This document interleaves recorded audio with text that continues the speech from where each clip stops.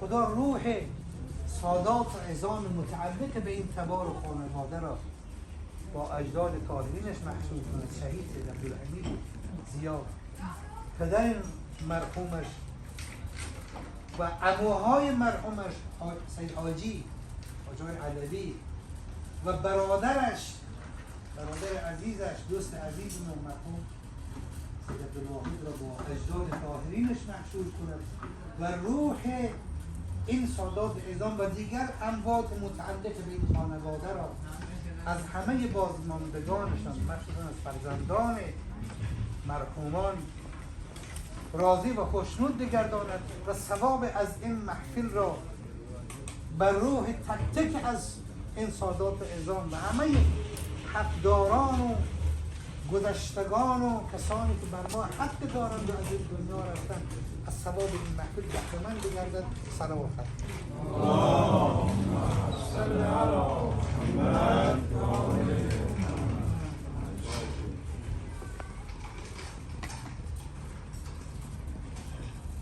مهر تو را به عالم انگار نمیدهم حسین جان،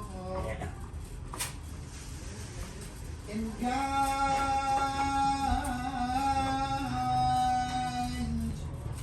پربهاست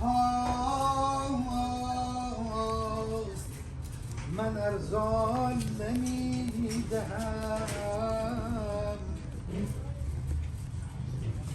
ای خاک کربلای تو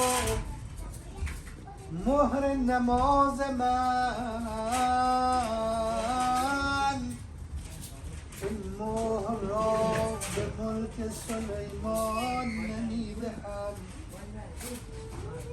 وقتی نوزاد از مادر متولد می شود مستحب است کام نوزاد را با تربت حسینی شیرین کنیم.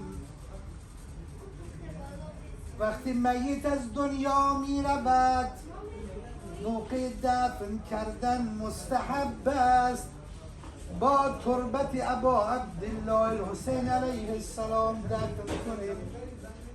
قربان نامت یا ابا عبدالله، ای خاک کربلای تو مهر نماز من، این مهر را به ملک سلیمان نمیدهم.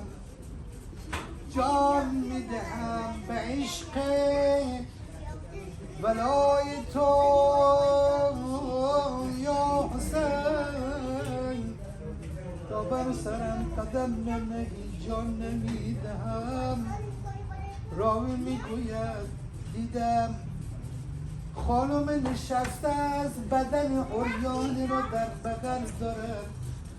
دختر خانم جوان آمد صدا زد عم زینب که بدن کدام غریب است. فرمود نور دیده عمه این بدن بی سر پدرت حسین است. سبحان الله، چی وضعی بر این بدن قطعه شده رخ داده که ما دختر آمدن نشی بابا را نمیشناسد. چی کرد؟ نشست در بالین بابا، نعش پدر را از زمین برداشت در آغوش گرفت، دستهای پدر را به گردن حمایل کرد، صدا زد بابا یادم نمی آید من در کنارت بنشینم و تو این گونه خوابیده باش. یک عمر مرا در آغوش گرفتی، حالا من میخوام تو را در آغوش بگیرم. لا حول ولا قوة الا بالله العلی العظیم. سيعلم الذين ظلموا أي منقلب ينقلبون. اللهم إني أسألك العز الأجل الأكرم الله بحق محمد علي وفاطمة والحسن والحسين والأئمة المعصومين بقية الحسين. إلهي استجب دعواتنا يا الله.